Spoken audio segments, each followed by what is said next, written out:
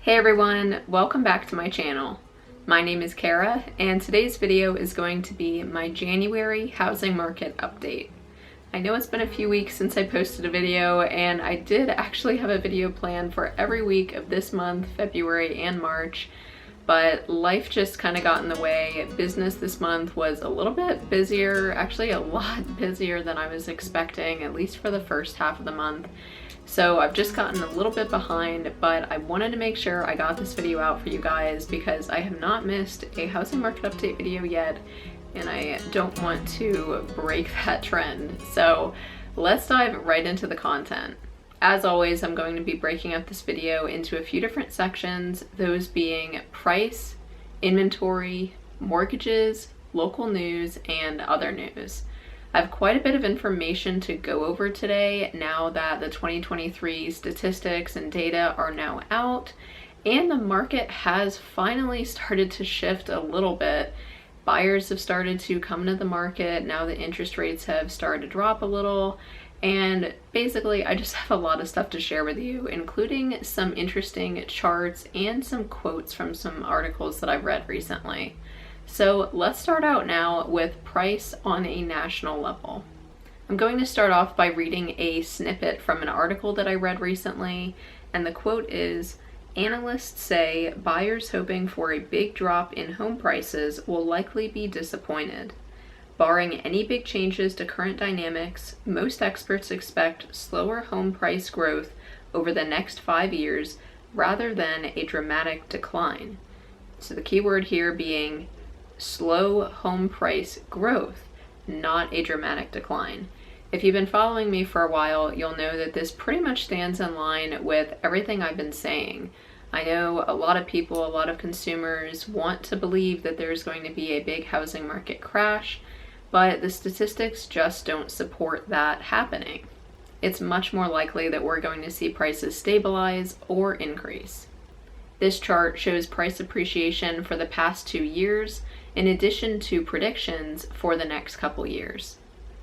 As you can see, price appreciation is currently right around 7%, and while it is expected to cool over the coming years, it's not expected to go into the negative. In other words, prices are likely going to increase just at a slower rate. You've probably heard me say that verbatim over the past couple years, but as you can see, it is how things have played out. I know that back in 2020, 2021, even 2022, people were saying, the market's going to crash, it's a horrible time to buy. And now people in 2023 and now 2024 are thinking, man, I really wish that I bought back then. Even though the market was crazy, prices were increasing, competition was really high, it actually was a pretty good time to buy. Some of the best advice I can give you is to take a step back and look at home prices over the past few decades. What you're going to find is that home prices year over year continue to increase, with the exception, of course, of a few years around 2008. But even if you were someone who bought in 08 or 09, if you held on to that property for a few years, you could have sold it for a profit. So unless you're trying to flip a property in a year or maybe 2 years, there is very little risk to buying a property now. Of course, I'm not a financial advisor. I'm not going to tell you exactly what to do with your money, but just look at the statistics and you can make a judgment for yourself. Let's move on now to price on a local level. Median and average sale prices in the Asheville region have continued to increase year over year. The median sale price is right around $403,000, whereas the average sale price is just under $495,000. A question I've been asked a few times before is, how do the prices compare for a single family home compared to, say, a condo or townhome around Asheville or the surrounding region? And today I actually have that statistic for you. For a single family home, the median sale price is right around $410,000. Whereas for a condo or townhome, it's right around $353,000. Now, I want to make it clear here that around Asheville, Hendersonville, and some of the smaller towns in this area, townhomes and condos aren't very popular. I know I've had some people reach out and say that's specifically what they're looking for, And while it is something that you're able to find, it might take you a little bit longer than it would a single family home because they're just not as popular of a type of construction in this area. Along that note, I'm planning to do a video at some point on the missing middle housing study that was recently done for Asheville. I'm not sure if you guys are aware of that or know anything about it, but basically it goes into how there aren't enough townhomes, condos, and there's just basically apartments and then larger single family homes. And there's this missing middle part of the inventory essentially. So at some point I'm going to dive into that study a little bit more and pull out some of the important pieces and probably make a video on it, very similar to like I did for the 2043 comprehensive plan for Asheville. If you didn't see that video, I'll link it here too. Super in-depth, very extensive, and a lot of really interesting info in there. Let's move on now to inventory. Typically I'll break up this section into national and local, but this time I actually didn't have anything for just national, so I'm just going to be combining everything. Ultimately, inventory is still very low, especially around Asheville, but really in a lot of places across the country. You've probably heard of the term golden handcuffs or the lock-in effect, and basically that just means that a lot of homeowners who have really low interest rates don't want to sell their properties and move into a property where they're going to have a much higher monthly payment and higher interest rate. So that's really putting the pressure on the housing market at the moment. For the Asheville region, new listings have continued to decline since 2021. Last year, new listings dropped by 10.5%. Inventory overall increased by 8.5% last year, but is still roughly half of what it was compared to 2019, basically pre-pandemic. This is another good situation where you want to kind of zoom out and look at the larger picture, because if you just see, oh hey, inventory increased by 8.5%, but if you zoom out to the past few years, you'll see that inventory historically is still very low. Another question I get asked a fair amount is, what is the most popular price range around Asheville? In other words, what homes tend to sell the quickest? When we look back to data from last year, we can see that homes in the 200,000s sold the quickest. However, homes in the 300s and 400,000s also sold quite quickly as well, and only took a tiny bit longer to sell than the homes in the 200,000s. However, once you start to hit that $500,000 price point, homes tend to sit on the market a little bit longer. Now, I want to be clear here that that doesn't mean that there's not going to be competition. Just because a home is sitting on the market a little bit longer doesn't mean you're going to be able to avoid competitive offer situations. I know I've spoke to a few different people in the industry this month, and more people are starting to see multiple offer situations again now that demand has started to pick up just a little bit. I'm expecting to see the number of days on market start to decline a little bit, as demand should be higher this year than it was last year. Let's move on now to some mortgage news. Interest rates for a 30-year fixed rate mortgage reached on average 6.62% before climbing back up into the 6.7 range. There has been a lot of talk about interest rates and what they're going to do this year, and I know Fannie Mae and the MBA have come up with quite a few predictions, and it seems like every time I film a housing market update video, they're modifying these. But again, Fannie Mae has modified their prediction for interest rates this year. They now believe rates are going to be below 6% by the end of this year. Last year, their prediction was 6.5% by the end of this year, and now that prediction is 5.8%. I touched on the lock-in effect a little bit earlier and how interest rates are going to need to come down in order to incentivize sellers to put their homes on the market. Well, 90% of outstanding mortgages have an interest rate of less than 6%, meaning we're going to need to see a substantial decline in interest rates in order to meaningfully reduce the lock-in effect. It is true that demand has increased a little bit. In fact, mortgage applications have increased 9% last week compared to the week prior. However, this is still 20% lower than the same week last year. It's really hard to say what interest rates are actually going to do this year, but the general consensus seems to be that interest rates will likely decline. I think that if they decrease by just a little bit, then maybe we'll see a few people start to come back on the market, but overall it might just be another slow year like 2023. However, I believe that if we start to see rates drop by maybe an entire % or more, then I believe more people that are sitting on the sidelines are going to come back on the market, start looking again, and things are going to get crazy. We'll probably have multiple offers, prices increasing, and just kind of the craziness that we saw in 2021 and 2022. Just chaotic environment, very strong seller's market. I'm not exactly predicting that that's going to happen, but if interest rates do drop by a significant amount, I think there is an extremely high likelihood that that will happen. Let's move on now to some local news. There is some really big stuff that's happening around Asheville and Buncombe County. If you guys haven't heard, Buncombe County is actually considering short-term rental restrictions for the entire county. The city of Asheville currently has short-term rental and vacation rental restrictions. Basically, here a short-term rental is considered anything 30 days or less. The city of Asheville does have restrictions against those right now.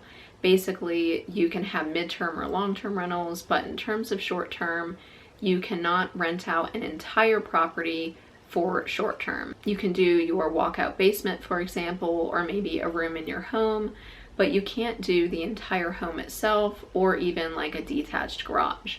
Those restrictions for city limits have been in place for a little while, but there hasn't really been anything for a county level approach. A few days ago, there was the first public hearing for this topic, and there are going to be 3 more. I'm not 100% sure when an actual decision will be made, but I believe it's going to be sometime in March, as that is when the last public hearing is going to be. To give you guys a really brief overview of what those restrictions might be, they are restrict short-term rentals to commercial zoning districts, only allow short-term rentals in other districts if the property owners apply for a permit to continue as a legal non-conforming use, lower the maximum gross floor area for short-term rentals, and prohibit the transfer of the right of short-term rentals when a property is sold. I think that this could have really huge impacts on the local economy. I know that the county is trying to create more affordable housing, and I think that this is an angle that they're trying to take to do that. I personally think that those restrictions are pretty extreme. I know that a lot of people that come here for vacation don't necessarily want to be in a commercial zoning district. They'd rather be in a cabin in the woods or, somewhere with a mountain view, something that's more truly Asheville than just a city property. I don't think it's a bad idea to have some restrictions, but I don't think that they should be that limited. Additionally, I know a lot of people that rent out maybe a part of their home or another structure on their property in Buncombe County, and they rely on that short-term rental income to help them pay their mortgage or other bills and things like that. I definitely have some mixed feelings on it, but I would love to hear your input as well. Leave me a comment down below and let me know what your thoughts are, and if you have any questions on any of the restrictions, like what is a non-conforming use, where are these commercial zoning districts, anything like that, feel free to reach out to me and I'm happy to discuss everything with you. Nothing is set in stone right now, it's all up for discussion, but I'm very interested to see what happens with this, and I'll certainly keep you guys posted in future videos. Some other Asheville news is that the restaurant Good Hot Fish recently opened. The chef of that restaurant was actually a Top Chef competitor. It's basically an updated take on a southern fish camp. I haven't been there yet, but I have heard her cooking is incredibly good, so I can't wait to try it. There are a lot of other really interesting restaurants that have recently opened and that are planned to open in the near future. I was just reading an article on them earlier today, and a couple that stood out were this tiki bar that's in downtown Asheville. The atmosphere looks super cool, and I'm thinking I might do a meetup there at some point. There's also another brewery opening that's going to be more towards Weaverville. It's a really big venue, and they even have mini golf there. So I'm thinking I might do a meetup there too.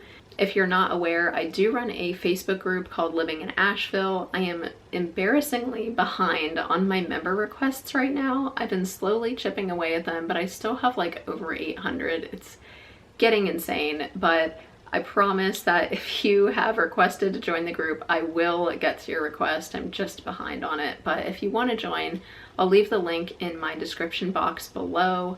Basically, I just started to kind of revamp that group this year, and I've started hosting monthly meetups again in there. I just had January's meetup last night actually, and that was at Well Played, which is a board game cafe. I already have plans for February's meetup, which is going to be at Dobra Tea, and then in March I'm going to be doing an escape room, which I think will be really fun. And I have so many plans for a lot of like outdoor meetups and things like that once the weather warms up a little bit. So definitely keep your eyes peeled for all those events if you are in the group. In addition to the monthly meetups, I try to post a variety of other things, whether it's a new restaurant that I recently tried, or maybe updates on the short-term rental restrictions, or maybe asking you guys some advice for something, recommending a business or a contractor that I've used that's really good. I try to just post a variety of things, including some just personal posts about myself or something that I've been up to. I would say the best places to follow me are, of course, here on YouTube, also the Facebook group, and my Instagram page as well. I'll leave my Instagram name here if you don't follow me. But I got on a little bit of a tangent here. I'm just talkative today, I guess. But let's move on now to the last category, and that is other news. Home sales dropped to their lowest amount since 1995 last year, largely because high interest rates scared off a lot of buyers.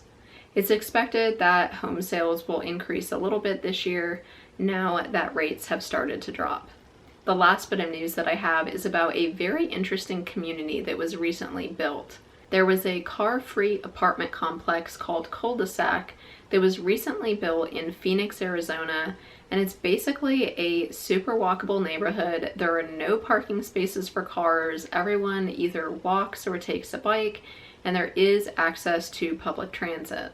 I was reading an article about this community, and while it naturally has a more sustainable and eco-friendly design, being mixed use, it also benefits people's health. Of course, because they're going to be walking around more, utilizing bikes, but also because of the community aspect, which isn't really something that I've considered with these types of communities before. There was a quote in here by the developer that really stuck with me. Basically, he says, "Today in the US, we only build two kinds of housing: single-family homes that are lonely and have a painful commute, or we build these mid-rise projects with double-loaded corridors and people who mostly just walk to their car, and that makes people know fewer of their neighbors. We look back nostalgically at college because it's the only time most people have lived in a walkable neighborhood. People are happier and healthier and even wealthier when they are living in a walkable neighborhood." Now, I'm not saying that this should be popping up everywhere around Asheville, but I do think that there is some definite benefit to having more walkable communities, and I'm really curious to hear what you guys have to say. I know for me personally, it's probably something I would look into if I was looking to rent. However, from a purchase standpoint, I'm the type of person that wants a lot of land and doesn't want to see or talk to any of my neighbors. So I don't think it'd be the type of community for me if it were basically places to buy, but I think from a rental perspective, it's kind of interesting. So I'm curious to hear what you guys have to say. I posted about this in my Facebook group and on Instagram, and a lot of people had some interesting feedback. So I'm curious about you guys. What do you think about it? Well, I think I've talked for long enough today. I really hope that you guys enjoyed this video. Of course, if you would like a copy of my free homebuyer guide, or you would like a free comparative market analysis done on your property if you're considering selling it at some point this year, reach out to me. I'll leave my contact info here on the screen and also in the description box below. I do hope that you enjoyed this one. As always, hit that subscribe button, hit the like button, and leave me a comment down below, and I will see you very soon in the next one.